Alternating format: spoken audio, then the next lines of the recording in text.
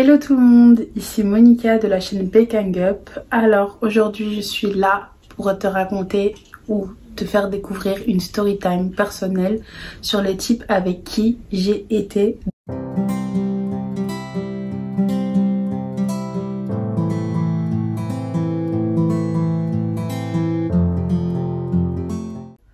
Alors, pour garder l'anonymat de cette personne, donc du premier type avec qui j'ai été, c'est pas le premier au sens temporel du terme, non, c'est juste, je trouve que c'est bien de commencer par lui parce que c'est pas le pire avec qui j'ai été. Et donc voilà. Alors, pour garder son anonymat, on va l'appeler Clotaire. C'est pas son vrai nom, mais ça ressemble à son nom. Alors, à 15 ans, je venais de rentrer dans une nouvelle école, une école artistique, et j'ai fait la connaissance d'une fille qui, déjà physiquement, on avait plus ou moins le même style, même si j'étais plus grande qu'elle, mais on avait le même style, et on se regardait comme si on était des âmes sœurs, quoi. Et donc en gros, à partir de là, cette fille, on s'est parlé 2, 3, 4 fois, et plusieurs personnes se sont dit « Mais attends, avec ton caractère... toi et elle, ça va marcher, ça va matcher directement. » Donc voilà. On a écouté toutes ces personnes qui nous ont réunis ensemble et au bout de quelques mois, elle me propose de passer une soirée dehors, faire une sortie avec elle. Alors d'après mon souvenir, c'était un jeudi puisque ce jour-là, je terminais tard si je me rappelle bien.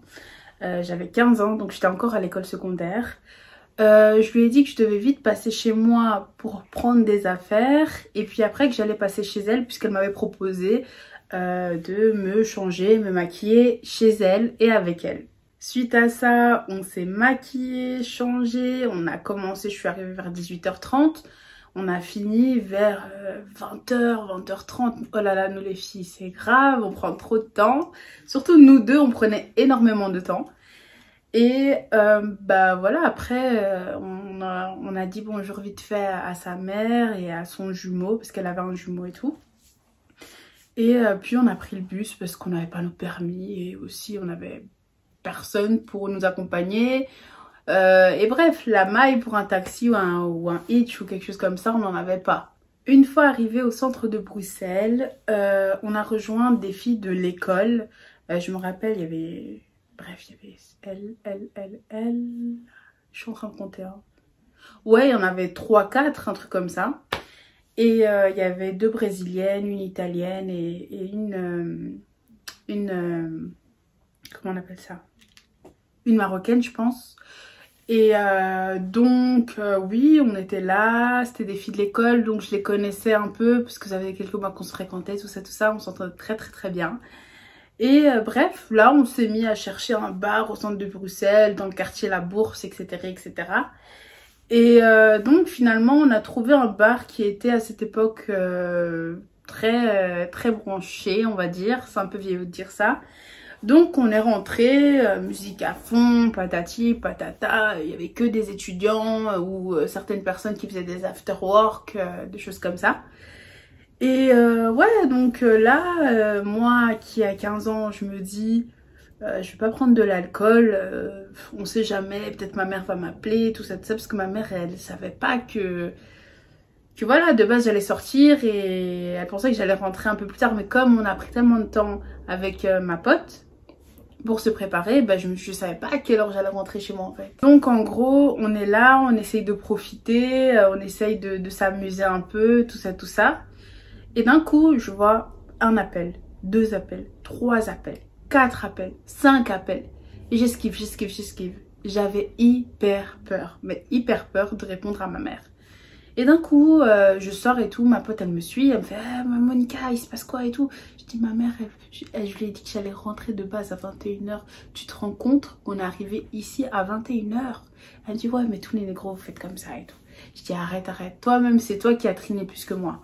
Bref, on a commencé à rigoler et tout. Ma mère, elle me rappelle encore une fois, elle m'a fait, tu sais quoi, donne ta dada et tout. Je vais la rassurer, je vais dire que tu dors chez moi. Et je lui ai dit ok et tout. Je lui ai donné mon téléphone. Elle dit oui, bonjour, patati patata, elle se présente et tout. Ma mère, j'entendais ma mère en train avec un ton énervé, sachant qu'elle s'énerve pas vraiment sur les gosses des autres. Et je trouvais ça bizarre. Et en gros, à un moment, elle réfléchit. Elle fait bon, d'accord, du moment que vous rentrez chez toi à maximum 1h, 1h30 du matin et que Monica va bien et qu'elle mange son petit déjeuner le matin. Ok. Au moment de commander à boire, encore une fois, en gros, je me suis dit, comme je vous ai dit que je n'allais pas prendre de bière, comment on dit, j'ai pris, je pense que c'était du Fanta ou du Coca Zéro, je ne sais plus. Mais en tout cas, c'était un soft. Les autres filles, elles ont pris de l'alcool, sauf la marocaine, parce que déjà, c'était pas point de vue de sa religion. Elle a dit que non, elle n'est pas prête à boire et tout ça. Donc, on était les deux seules à prendre un soft. Et il faut aussi savoir que toutes les filles étaient plus âgées que moi. Elles avaient entre 16 et 22 ans. Moi, j'avais 15 ans. Mais sauf que physiquement, je faisais 23 ans. Donc, on s'entendait bien, on rigolait bien, on a passé une belle soirée et tout. Une fois que les verres ont été commandés et apportés par les serveurs à notre table, moi et ma pote, donc celle avec qui je me suis maquillée et tout, parce que j'étais plus proche d'elle que les autres, mais on s'aimait toutes. On a remarqué que 4-5 types arrêtent pas de regarder vers notre table, tout ça. C'était des noirs, il y avait un maghrébin aussi, il y avait un blanc et après il y avait 2 tismés.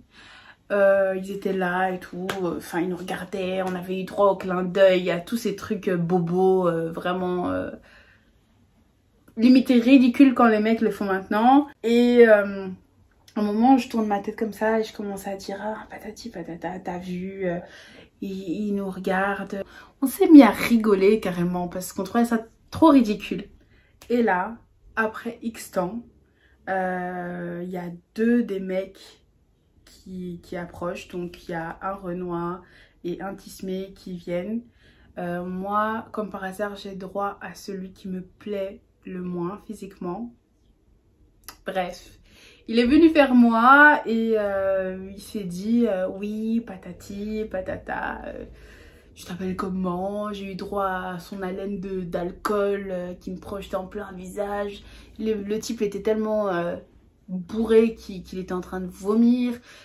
Enfin, pas vomir, mais baver, mais c'était à 2 doigts du vomi, tu le sentais. Et donc, en gros, moi, je parlais avec lui, tranquille. J'avais envie de dormir. C'était, je ne l'ai pas dit, mais c'était une des premières vraies soirées que j'ai faites. Donc, je n'étais pas habituée à dormir aussi tard, tout ça. J'avais envie de dormir et puis, bref, on a bien rigolé, tout ça.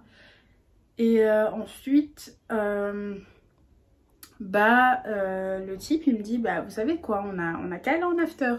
Et puis, il y a la mère de notre pote marocaine et tout, elle l'appelle, elle dit, ouais, t'es où? Tu reviens, patati patata, tu vas voir quand tu vas revenir, je vais te taper. La meuf, elle avait 19 ans, elle se faisait taper par sa mère encore. On s'est dit, miskine, la pauvre et tout. Et bref, elle a dû courir et tout, mais bien pour elle parce que au moins elle a été épargnée par ce qui s'est passé en fait. Et donc en gros, elle est partie et on est resté à 4 filles avec 5 mecs. Les 2 autres filles, comme c'était des potes, vraiment c'était des meilleures potes, elles avaient des choses de prévues déjà de base. Donc finalement on est resté à 2 filles, donc moi et ma pote, avec les autres. Ses autres potes étaient partis aussi au type, donc avec 4 mecs en fait. Non, 3 mecs. Il restait 3 mecs. Et donc en gros, il restait 2 Renois et le Tismé qui me plaisait pas du tout physiquement. Et là, il nous propose de la bière. Je dis non, moi je suis pas une fille qui boit. À l'époque, je buvais pas du tout. Jusque maintenant, j'aime pas la bière. On commence à parler.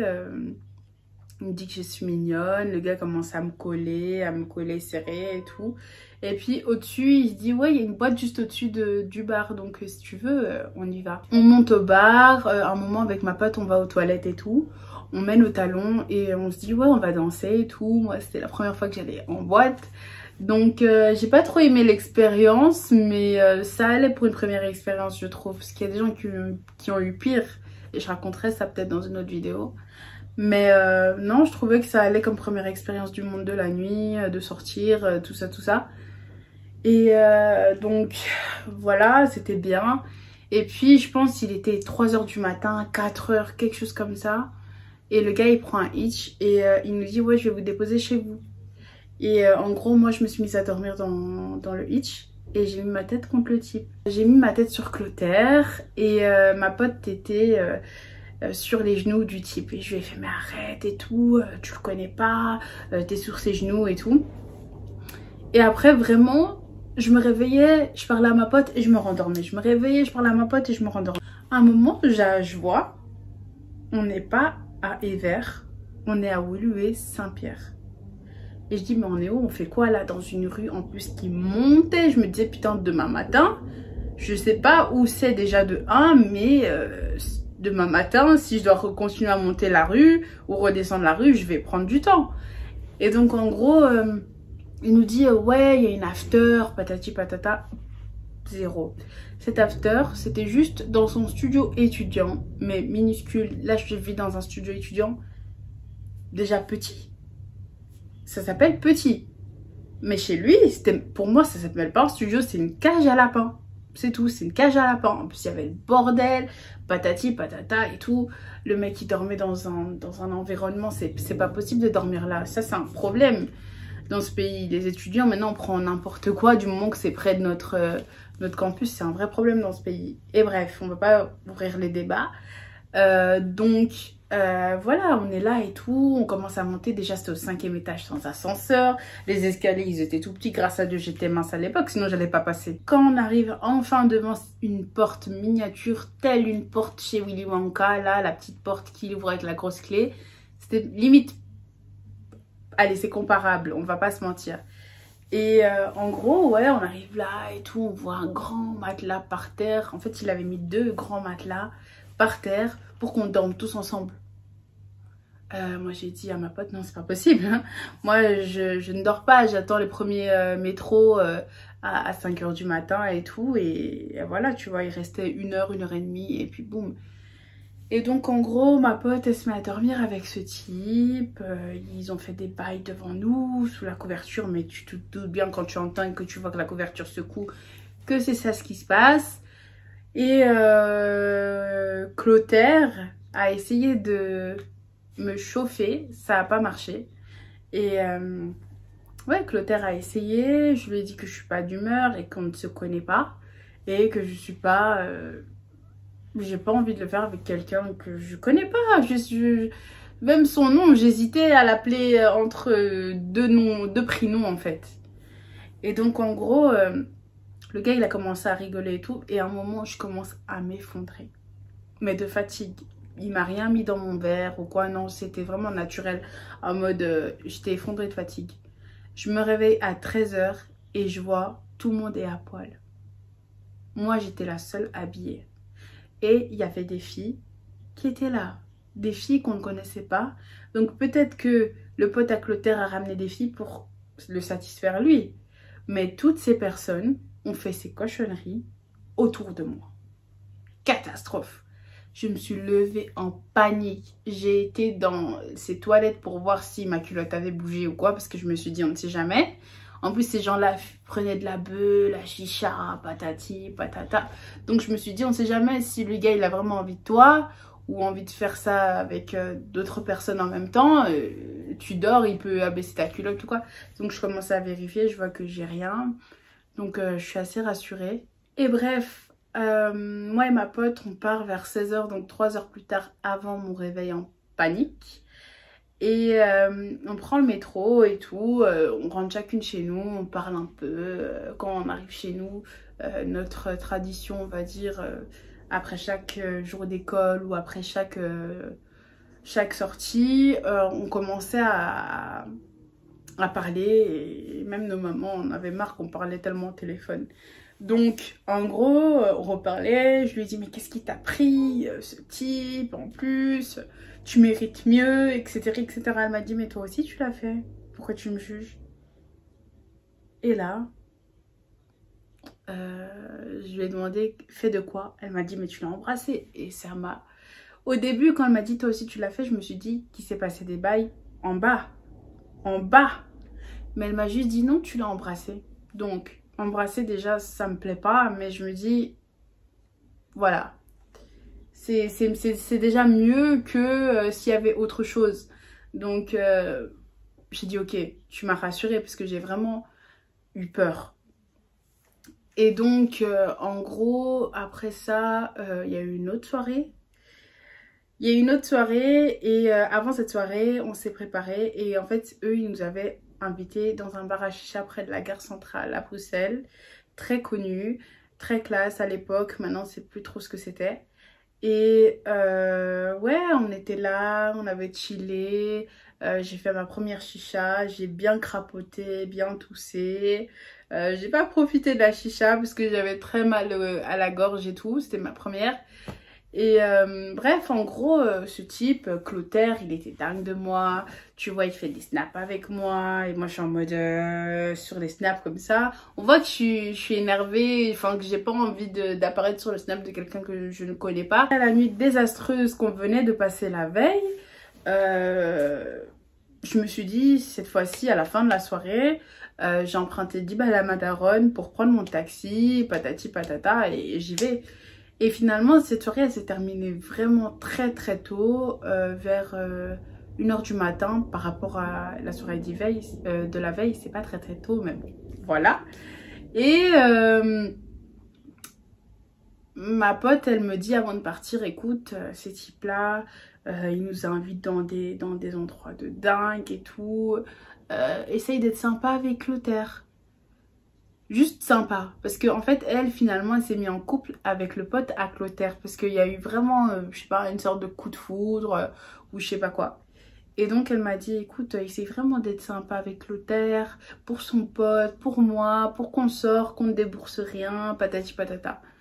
Je me suis dit ok, ça va, je vais être sympa avec Clotaire. Et finalement moi et Clotaire on a été en couple, on va dire, couple. Et ouais, j'ai été en couple avec un type que j'aimais pas, qui me plaisait pas physiquement, qui m'attirait pas sexuellement. Le gars, il m'a dit, mais t'es vierge ou quoi? Et pour vous dire à quel point il se passait rien, on s'embrassait et encore, j'aime même pas l'embrasser. Genre, il avait une haleine de cigareteux, très très forte, plus une haleine de je ne sais pas quoi, plus l'alcool, plus le fait qu'il sort tout le temps. Ok, on était jeunes, lui aussi il était jeune, mais en tout cas, il sortait beaucoup trop, je trouve. Et voilà quoi. Mais bon, ça, c'est la suite. Pour revenir à la soirée, avant que je rentre chez moi, donc voilà, ma pote m'a dit ça, et puis je suis partie. J'ai pris un hitch, et j'avais pas assez, donc j'avais mis Harry Beaucourt, une station de métro, jusqu'à une station de métro. Je me suis dit, ouais, je suis pas très loin de chez ma dada, donc ouais, je vais marcher en fait. Je me suis mise à marcher dans une grande avenue, je me suis mise à marcher. Ce quartier, c'est un quartier malfamé de Bruxelles, mais voilà, surtout le soir. La journée, ça va, mais le soir, oh là là, catastrophe. Et donc en gros, je commence à marcher. Et ça nous amène à notre deuxième type avec qui j'ai été. Un des pires. C'est pas le pire, mais un des pires. Donc en gros, je continue, je commence à marcher, soyez attentifs. Et d'un coup, je suis à, allez, 5 minutes de chez maman. Et je sens... Et moi, je me dis, ouais, c'est bon. Quelqu'un veut me taper. Quelqu'un veut me kidnapper. Quelqu'un veut me tuer. Sachant que c'était une des premières fois que je sortais seule. En plus, là, je rentrais seule. Donc là, c'était la première fois que je rentrais seule à cette heure-ci. En plus, en passant par ce quartier. C'était vraiment la première fois. Donc, en gros, il me fait excuse-moi, t'as pas une clope, s'il te plaît?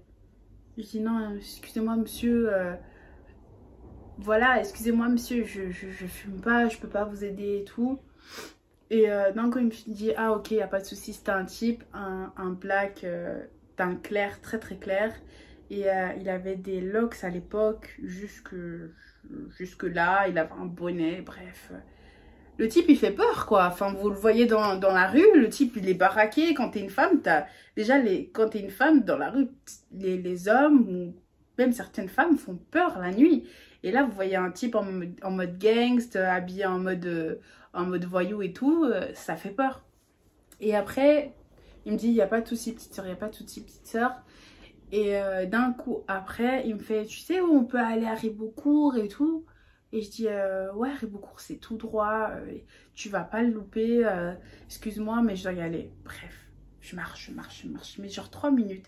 Et je marche en regardant mon téléphone. Après, je m'en suis rappelé, merde, maman, à chaque fois qu'elle me dit que je passe ici, je mets mon téléphone dans mon soutien pour éviter les vols. Et donc, en gros, j'ai essayé de mettre mon téléphone dans mon soutien, donc je m'arrête pendant quand même 1 minute, je suis en mode comme ça et tout. Et d'un coup, il y a quelqu'un qui me fait... Et c'était encore lui. Mais vous savez que quand il m'a dépassé pour aller soi-disant à Ribeaucourt, je me suis retournée 2, 3, 4 fois. Parce que je me disais, c'est un peu bizarre, tout le monde connaît Ribeaucourt dans le quartier.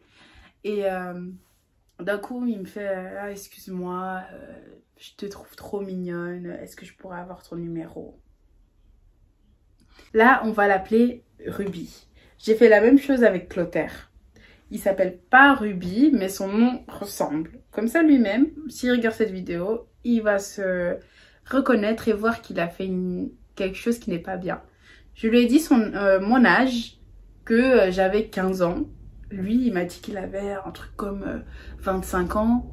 Et avec le temps, parce qu'on s'est vu une fois, parce qu'il m'a invité et bref, on s'était vu une deuxième fois parce que j'avais une fête scout, parce qu'à l'époque, et oui, je faisais les scouts. Personne n'était venu me chercher. De base, mon père devait venir me chercher, il avait un problème avec la voiture. Il m'a dit, essaye de dormir chez une de tes copines. Et finalement, je voulais pas dormir chez une de mes copines parce que c'était des copines en mode des copines scouts. Et j'avais plus trop les mêmes délires. Je commençais déjà tout doucement à quitter les scouts. Je me faisais un peu harceler là-bas aussi. Donc, j'avais plus trop les mêmes délires de traîner avec des faux culs à ce point-là. Et... j'ai appelé Ruby et je lui ai dit, écoute, tu m'avais pas dit que tu habites vers Mézère et tout. Il me fait, ouais, pourquoi et tout, ça fait longtemps que j'attends ton appel. Bref, je lui dis, ouais, parce que je suis là et tout et j'ai vraiment besoin d'un endroit où que quelqu'un me dépose. Et il me fait, te déposer, je sais pas, mais en tout cas, je peux venir. Et on peut faire un tour vite fait, si tu veux, jusqu'au lever du soleil, si ça te dérange pas. Je me suis dit, ok, il est venu me chercher, je l'ai appelé vers 1h30. Sachant que l'église où il y avait cette soirée de scout était dans le même boulevard que où il y avait son domicile. Il fallait même pas 2 minutes à tout casser pour arriver là. Même en ayant les feux, 2 minutes, pas plus. Il est venu me chercher à 4h, 4h et quelques. 4h et quelques, vous vous rendez compte? 4h et quelques, le gars vient me chercher. Et je dis, mais t'as traîné et tout. Il me fait, ouais, j'avais un problème. J'ai dit, mais tu m'as dit que t'étais chez à ton domicile là-bas. Il me fait, oui, mais en fait, après, j'ai dû passer quelque part. Bref. Dans sa voiture, ça sentait la bœuf, mais fort. Il est là et tout, il fait son malin. Il me fait, t'es mignonne, il me regarde en conduisant. Bref, le conducteur... dangereux par excellence. La preuve, il a été retiré de permis il y a quelques mois, bien fait. Et en gros, à un moment, on est là, on arrive vers Saint-Josse et tout. Et il me fait, je suis crevée. Et moi, je lui dis, je suis crevée moi aussi. Et là, d'un coup, il me fait, si tu veux, je te paye une chambre d'hôtel. J'ai dit non, il n'y a pas de souci, tu peux aller dormir. Moi, dans 30 minutes, il y a les transports, donc... pas de souci. Et donc en gros, le gars il me fait, mais non, je vais pas te laisser comme ça et tout, viens avec moi. Bref, il a pris une chambre d'hôtel un peu plus haut à Saint-Josse et un hôtel 3 étoiles. Et bref, on a dormi jusqu'à 11h. Le gars a tenté des trucs, mais il ne s'est rien passé. Et je suis contente parce que ce genre de gars, c'est vite impressionnant. On se dit, quand ils veulent, on se sent obligé. Je me suis sentie obligée. Mais j'ai réussi à lui dire que voilà, j'étais en mauvaise période, j'avais mes règles, tout ça, tout ça.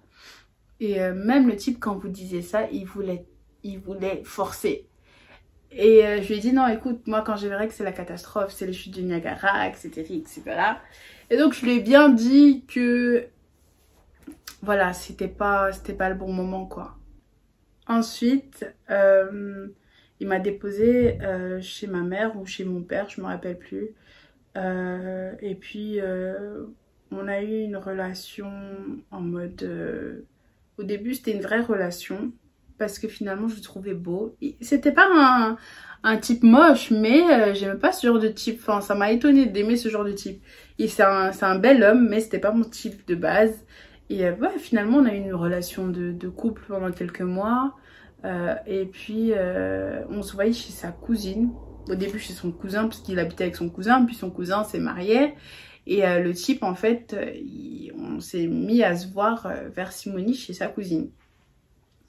Et bref, on est là et tout, chez sa cousine, on se voit, on a nos moments d'intimité, on est tranquille. En plus, c'était pas loin de chez la famille pour moi, donc c'était pas un problème, quoi.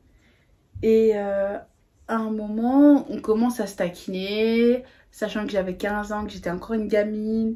On se taquine, on s'insulte. Bref, lui, il rentre dans mon jeu. Et bref, à un moment, tu vois, quand tu vois que quelqu'un rentre dans ton jeu et qu'il est assez cool avec certaines choses, sachant qu'on était en couple, tu te dis, voilà, le gars, il accepte, ça le fait rire, parce que lui aussi, il m'insultait bien et tout. Mais bref, on se réconciliait toujours, tu vois, à un moment. Et un jour, il a pété un plomb.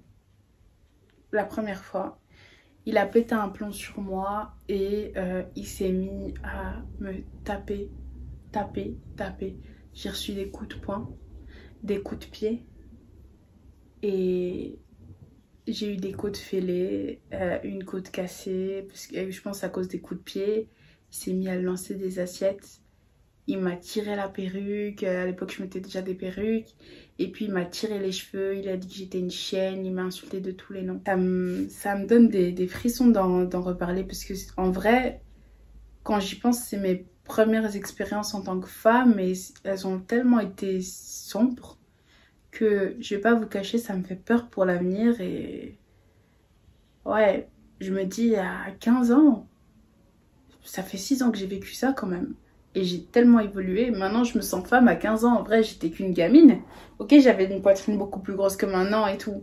Mais j'étais qu'une gamine. Et je me rappelle que j'avais un iPhone 7 Plus ou 6 Plus. Je me rappelle plus.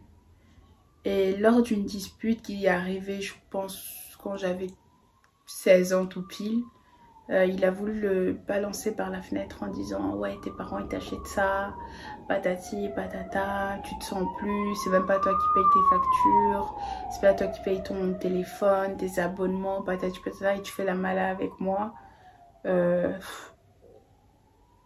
je lui ai dit « Écoute, tu fais ce que tu veux, balance mon téléphone, moi j'appellerai la police. » Et j'ai dit en plus que c'était un bête type et c'était le mot qu'il ne fallait pas dire. Et là, il s'est mis à me... Il m'a fait une sorte de clé de bras. Il m'a plaqué contre le tapis. Et il s'est mis à taper ma tête contre le carrelage. 2, 3, 4 fois. J'étais pas... On va pas dire que genre j'avais perdu conscience ou quoi, non. Je ne sais pas comment, sachant que moi je suis une fille assez fragile. Mais voilà, j'avais du sang ici qui avait coulé à l'œil. Parce que mon œil était devenu tout rouge. Et puis après, j'avais du sang qui coulait et tout. Et à chaque fois, je disais que ouais, j'allais porter plainte. Porter plainte à chaque fois. Il me disait, ouais, tu peux porter plainte. Ils vont rien dire. Ici, c'est pas chez moi, c'est chez ma cousine. En plus, j'ai une meuf. Toi, t'es juste la numéro 2. Je m'en bats les couilles de toi. Je vais aller voir ma... Bref, il disait le nom de sa nana, là. Et voilà, quoi. Moi, je disais, si t'as une nana, moi, ça me dérange pas. Tu sais, je t'aime pas vraiment. On s'est mis en couple, je ne sais pas pourquoi. C'est toi qui as forcé. Et maintenant, tu te mets à me taper. Tu me verras plus, tout simplement. Et à cette époque, je me rappelais qu'il connaissait l'endroit où ma mère habitait. Et j'avais très, très peur. Parce qu'il me disait que il allait venir tuer ma famille, taper mon petit frère, dire à tout le monde que j'étais une pute. Alors que pas du tout. Que c'était lui mon mec. Bref, le gars, il m'a dit plein de choses saugrenues ou même des mensonges ou même des choses aussi pour m'intimider, me rabaisser plus bas que terre alors que c'est même pas vrai. Et ce type vraiment, il m'a vraiment fait beaucoup de mal. Et puis un jour, je l'avais plus vu pendant 1 an ou 2 ans parce qu'à chaque fois il m'envoyait un message en mode sex friend et tout parce qu'il était dingue de...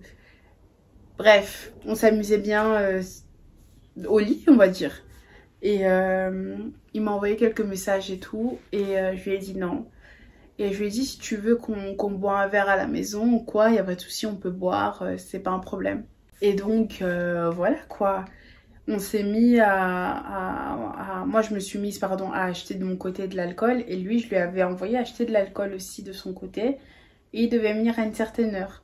Sachant que déjà au moment avant qu'on devienne juste des amis au lit, quand on était en couple, il venait parfois il me laissait chez sa cousine ou chez des gens. Il me disait dans 1 heure je suis là et il venait, exemple, s'il me laissait à 20 h, il venait à 6 h du matin ou à 8 h du matin.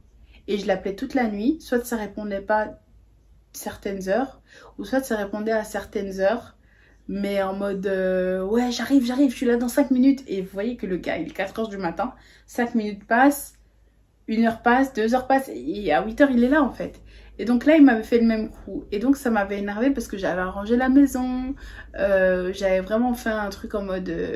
clean, mignon, j'étais célibataire en ce temps-là en plus, donc je m'étais dit ouais pourquoi pas, on s'amuse. Ce qu'il m'a fait je l'ai pardonné parce que j'avais pas envie encore d'avoir la haine comme j'ai eu sur certaines personnes qui m'ont fait du mal aussi. Et donc je me suis dit ouais je vais le pardonner et tout, enfin voilà quoi. Et donc je l'ai pardonné et quand j'ai vu qu'il me faisait le même coup en mode on se donne rendez-vous et tout et qu'il vient pas au bout de 1 heure, 2 heures, 3 heures et qu'il me dit qu'il est là alors que clairement il est pas là ou il est pas prêt de venir, ça m'a énervé en fait. Donc je lui ai dit tu sais quoi, t'es qu'un bête type. J'ai redit le mot qui le fait péter les plombs et voilà. Le gars, il a débarqué bizarrement, comme par magie. Au moment où j'ai dit ça, vous voyez qu'il avait la colère, la haine.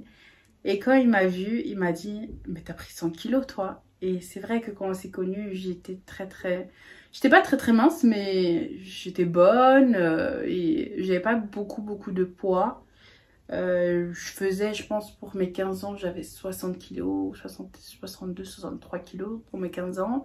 Quand j'ai eu 16 ans, je suis arrivée vers 65 kilos. C'est là où j'ai commencé à prendre du poids tout doucement. Mais il m'a connue encore quand j'avais un poids de base pour ma taille. Et parce que je trouve pas qu'il... Je vais pas dire normal parce que pour moi, un poids normal n'existe pas. Et donc...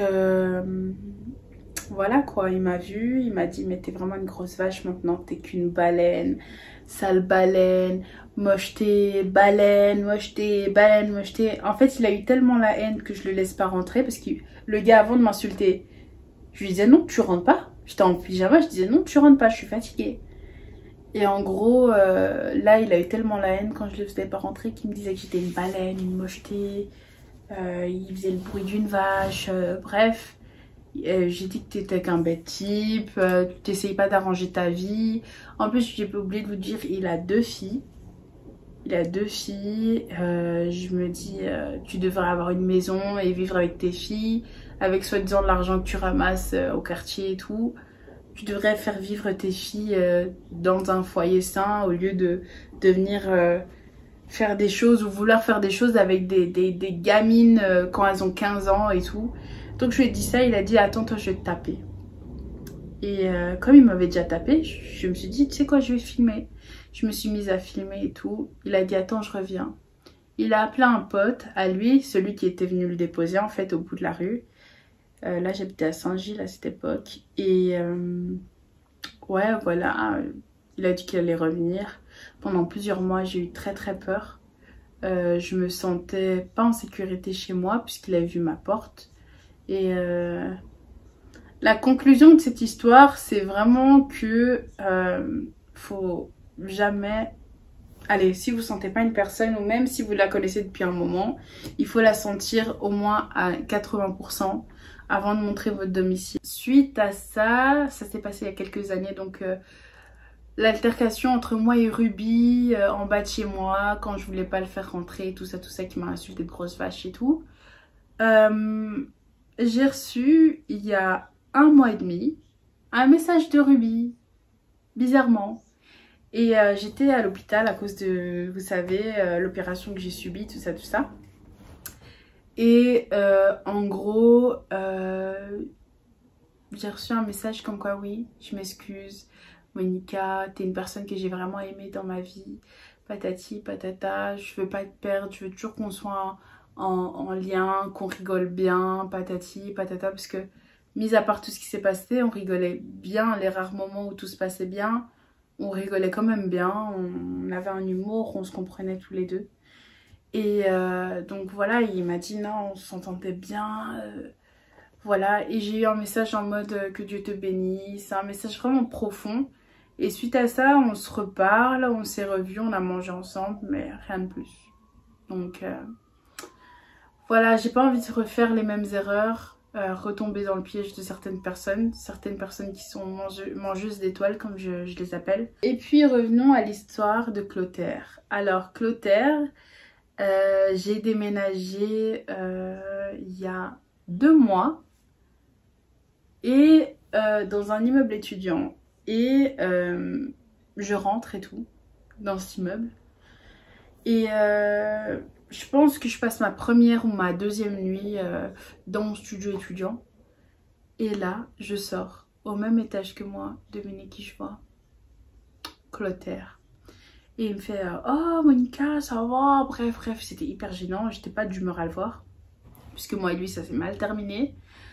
Et je fais ouais, ça va, et toi? Et il me fait ouais, il me fait t'habites ici? Je dis oui. Il me fait t'es rentrée quand? J'ai dit il y a 2 jours. Et toi? Il me fait il y a 1 semaine.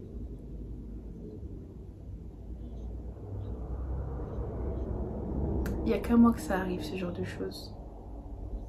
Et le pire, c'est même pas que mon ex il soit dans le même étage que moi, donc dans le même couloir que moi. Il est du même côté que moi. Et entre nos studios, il y a un studio entre nous. Il n'y a qu'un studio entre nous. Il n'y a qu'à moi que ça peut arriver. Alors malheureusement, je trouve que ces 2 histoires étaient assez longues et assez remplies de palpitations, même à re-raconter ces événements, tout ça. Je rappelle que c'est pas des histoires inventées ou c'est pas des histoires que j'ai prises à certaines personnes. C'est mes histoires personnelles. Ça me dérange pas de les partager parce que je me dis, quitte à préserver certaines personnes, quitte à faire réfléchir une femme ou un homme ou en tout cas un partenaire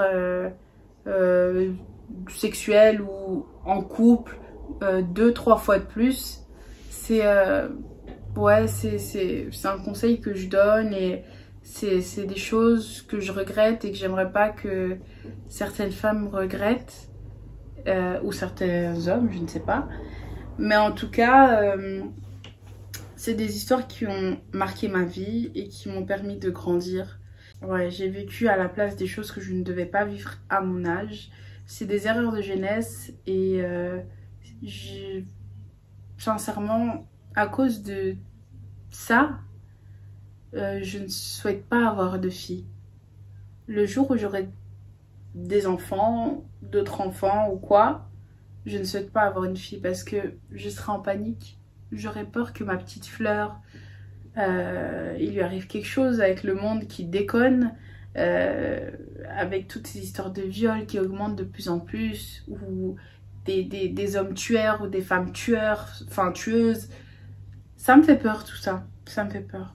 Alors pour clôturer les amis, c'est pas...